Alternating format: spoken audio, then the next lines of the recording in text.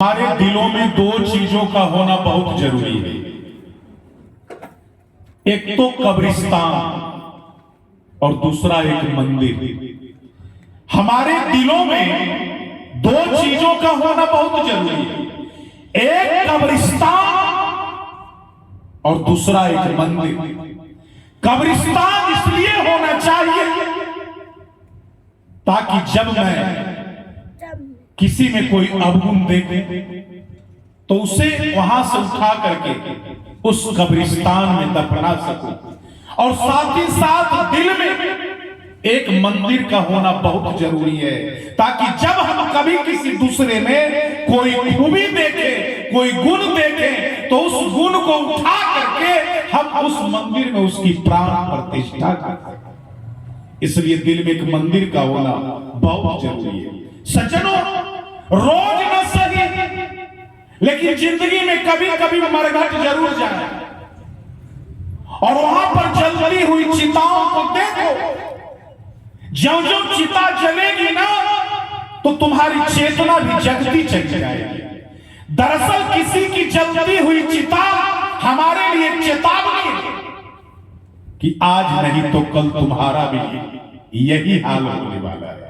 सज्जनों, समझ ना हो तो किसी की अर्थी जीवन का अर्थ नहीं दे सकती है। यदि समझ ना हो जो अर्थी से जीवन का अर्थ नहीं समझ सकता है तो हम जैसे संत उसे क्या समझा सकते हैं। जो अर्थी से जीवन का अर्थ नहीं समझ पाया वो डोली को देखकर जीवन का क्या अर्थ समझेगा। सज्जनों, यही जीवन की वास्तविकता है।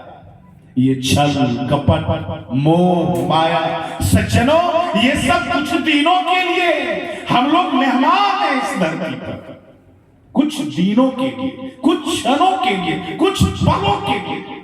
और हम लोग ऐसे जी रहे हैं, ऐसे जीते लगता है कि हम लोग कभी मरेंगे नहीं। जानते हैं, एक बहुत सुंदर वादक था, मृदंग वादक। तो जंगल में जाकर के मृदंग पर अभ्यास करता था। सुबह सुबह जाकर के मृदंग बजाता था। तो जब वो मृदंग बजाना प्रारंभ करता था ना तो एक बछड़ा उसके आगे में आकर के बैठ जाता था। प्रतिदिन बछड़ा उसके आगे में आकर बैठ जाता था। तो एक दिन वो मृदंग बजा करके जब बंद किया ना तो बछड़ा से पूछा, अच्छा एक बात बताओ, तुझे मेरा क्या पसंद है? क्या इतना मेरा गायन पसंद है या मेरा सुरलय ताल पसंद है? मैं देखता हूं कि तू प्रतिदिन आकर के बैठ जाता है सुनने के लिए, तो क्या पसंद है? मेरा गायन पसंद है या मेरा ताल पसंद है? तो बछड़ा कहता है, माफ कीजिएगा, न मुझे आपका गायन पसंद है न मुझे आपका सुरलय और ताल का पता है। तो मैं तो केवल इसलिए बैठ जाता हूं क्योंकि आपके मृदंग में ये जो चमड़ा लगा हुआ है, आपके मृदंग में ये जो चमड़ा लगा हुआ है, ये चमड़ा मेरी माँ के हृदय का है, मेरी माँ का चमड़ा है। और जब उस पर आप ताल थाप मारते हैं तो मुझे लगता है कि मेरी माँ मुझे आवाज दे रही है, मेरी माँ मुझे बुला रही है। इसीलिए मैं आकर के बैठ जाता हूं। लगता है कि मेरी माँ के हृदय पर कोई चोट कर रहा है। वो जो चमड़ा है मेरी माँ का चमड़ा है, उसी को मार करके इस मृदंग में ये चमड़ा लगाया गया है। तो उस वेदना को मैं बर्दाश्त नहीं कर पाता हूं और जब आप थाप मारते हैं तो मैं आकर के बैठ जाता हूं। मुझे माँ की बिना वेदना बुला लेती है, मुझे आपके सुरलय ताल का कोई पता नहीं है। सज्जनों, संतों ने कहा, समाज का प्रसाद आत्म बलिदानों के ईंटों से निर्मित होता है। अरे जो स्वार्थी होता है वो समाज के भार से कभी ऊंचा नहीं उठ सकता। दुनिया की सारी ऊंचाइयों का इतिहास उन लोगों का इतिहास है जिन्होंने स्वार्थ से ऊपर उठकर काम किया। स्वामी विवेकानंद, तुलसीदास, रामकृष्ण परमहंस आदि ऐसे जो महापुरुष हुए वो बलिदान के आधार पर अमर बने हुए। उन्होंने अपने स्वार्थों का बलिदान किया। इसलिए गोस्वामी जी ने मानस में लिखा, स्वार्थ साचा, स्वार्थ साचा जीव कहुए मन क्रम वचन राम पद लिया। मनुष्य का सच्चा स्वार्थ क्या है? मन से, कर्म से, वचन से भगवान के चरणों में प्रेम करना। एक बार भगवान कृष्ण कहते अपने बेटे प्रद्युम्न से, बेटा इतना देर लगाइएगा, सारे श्रोता का ध्यान आप ही के तरफ है। 10 रुपया का मिश्री, करोड़ों का प्रवचन फीका कर दीजिएगा। अच्छा जी, इतना देर मत लगाइए। करोड़ों देने वाले, मैं आपकी श्रद्धा का सम्मान करता हूं, लेकिन करोड़ों देने वाले को मैं कहता हूं गुप्त दान दे दिया करो, मैं अलाउंस नहीं कर सकता हूं। आप चढ़ावा चढ़ाए, तुरंत चढ़ाइए, तुरंत निकल जाइए। लोग इतने चंचल होते हैं ना श्रोता, कि कोई इधर आएंगे तो सब उधरे देखने शुरू कर। तो मैं भला अपने तरफ डुबाता हूं और आप 5 रुपया के मिश्री में अपने तरफ खींच लीजिएगा, तो ये ठीक बात है। बोलो श्री राम जय राम, जय जय राम। बोलो श्री राम जय राम, जय जय राम। बोलिए श्याम रामचंद्र की। तो मैं निवेदन कर रहा था, भगवान श्री कृष्ण कहते हैं प्रद्युम्न से, बेटा कभी भूल कर किसी संत का अपमान मत करना। सम्मान नहीं कर सकते हो ना तो चलेगा, लेकिन अपमान मत करना।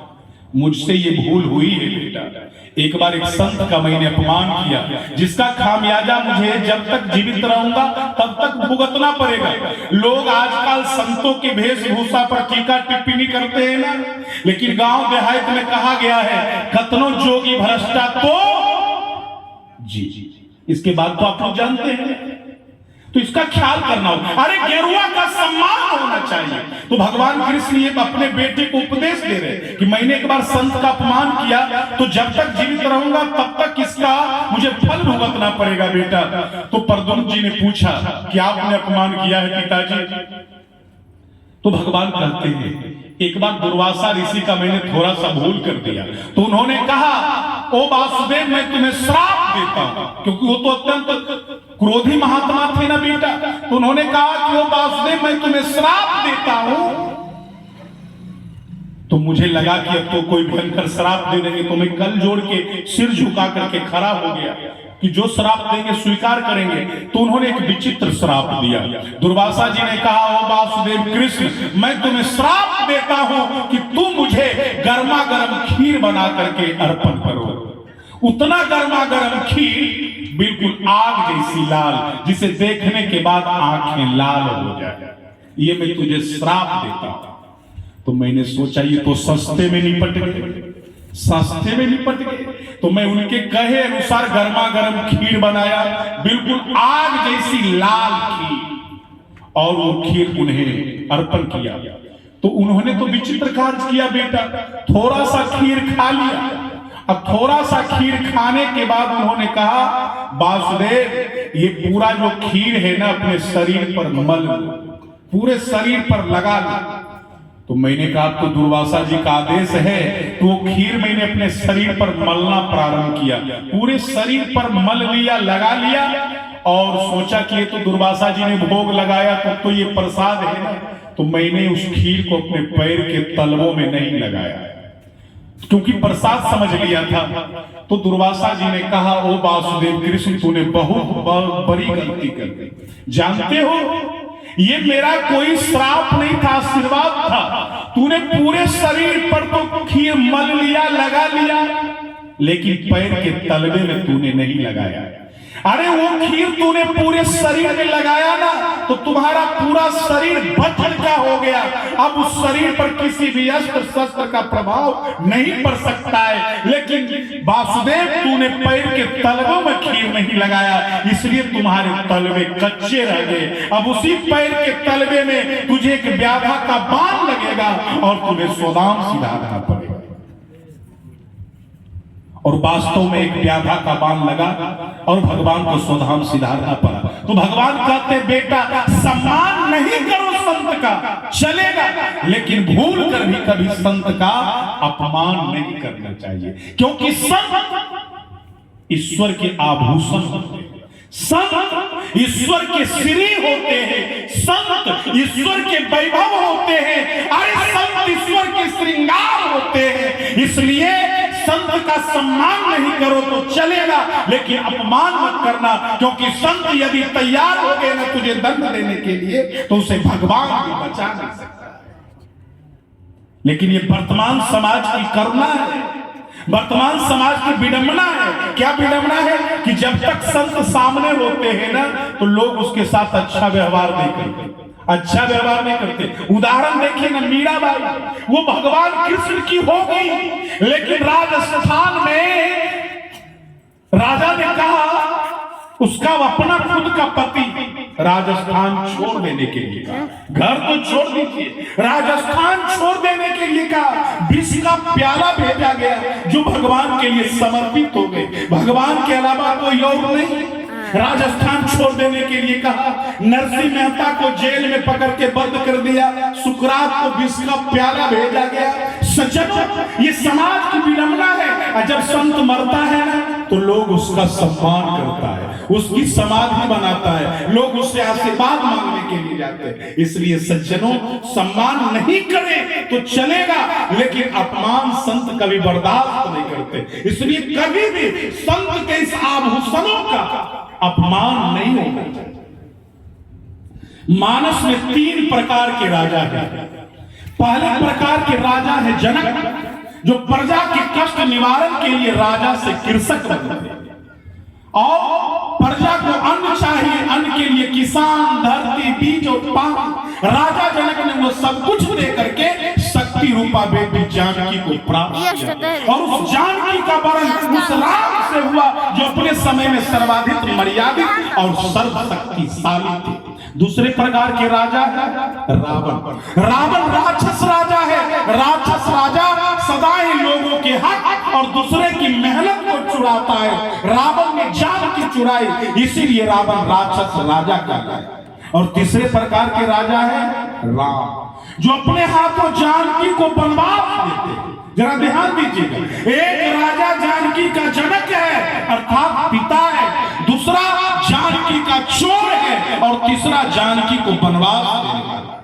इन सारे राजा चरित्रों के बीच शक्ति रूपा जानकी का चरित्र अद्भुत है। 14 वर्षों के वनवास के राम द्वारा सीता जब वापस अयोध्या लाई जाती है तो उन्हें फिर से अयोध्या की सामग्री और राम की पत्नी का अधिकार मिले। इस अधिकार के लिए अग्नि परीक्षा अनिवार्य है। यह एक महत्वपूर्ण संकेत है कि हर अधिकार को योग्यता की अग्नि परीक्षा देनी होती है। इसका एक आयाम यह भी है कि हर फल को मेहनत की आग में से गुजरना पड़ता है। ठीक उसी प्रकार से हर अधिकार को योग्यता की आग में से गुजरना पड़ता है। सज्जनों, सीता पात्रता और योग्यता की अग्नि परीक्षा में सफल होती है, लेकिन पुत्र जन्म देने के लिए, पुत्र फल के लिए उन्हें फिर से अयोध्या का राजमहल छोड़ना पड़ता है।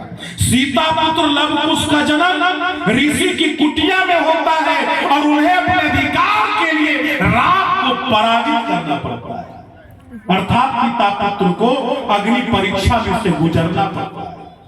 राम सीता कथा में हमने 3 प्रकार के राजा देखे। अरे वर्तमान प्रजातंत्र में जितने प्रकार के राजनेता है मानो उतने प्रकार के राजा है, और हर राजा इस चिंता में लगा हुआ है वो दूसरों से अधिक प्रतापी और अधिक शक्तिशाली हो जाए। सीता रूपी सत्ता पर सबकी आंखें जड़ी हुई है। रामलीला में हम यह भी देखते हैं, सीता अर्थात स्वतंत्रता, सत्ता, शक्ति तभी तक सुरक्षित है जब तक वो मर्यादा के लक्ष्मण रेखा के भीतर है।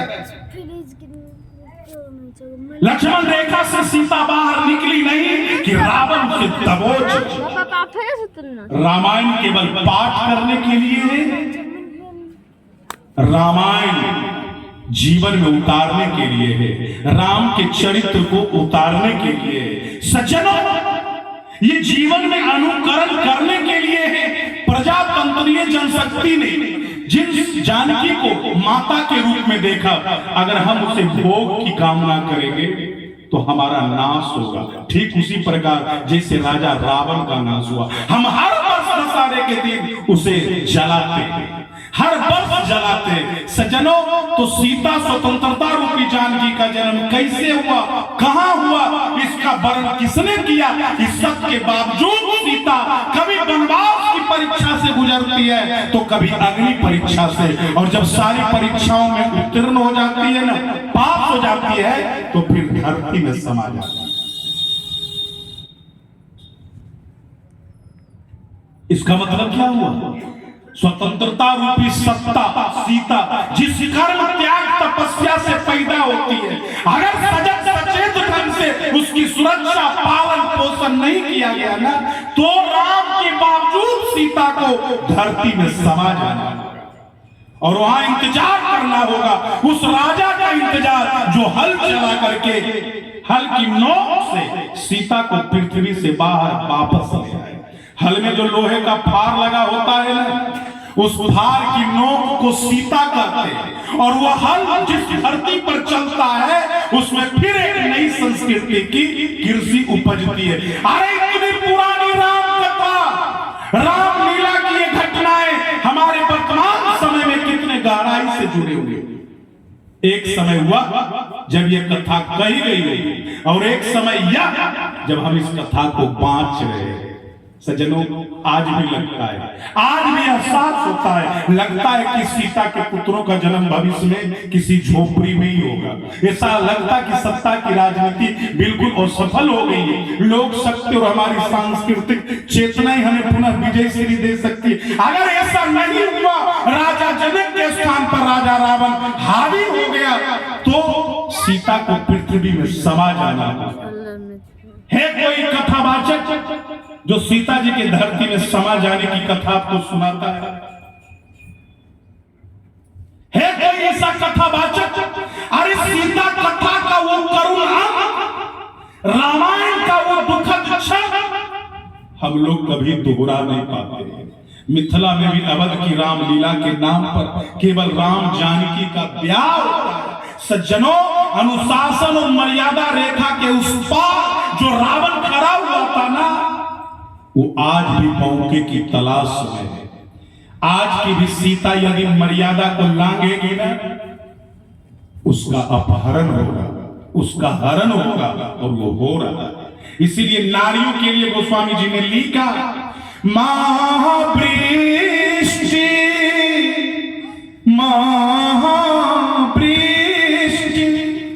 चली फूट कियारी, जिमी स्वतंत्र भय बिगड़ही नारी। नारी के लिए स्वतंत्रता नहीं।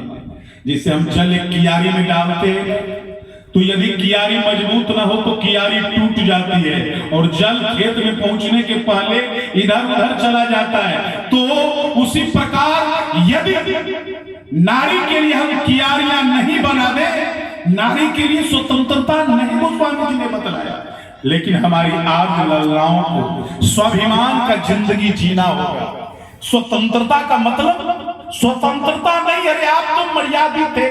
पूरे रामायण में कितना आदर दिया गया है, पूरे ग्रंथों में, सारे उपनिषदों में महिलाओं को कितना सम्मान दिया गया है, और वो बराबरी करने के लिए तैयार है। पूरे शास्त्रों में कहा गया कि आप बिल्कुल पूजनीय हैं, आप सम्माननीय हैं, आप माननीय हैं, लेकिन आप बराबरी करने में लगी हुई।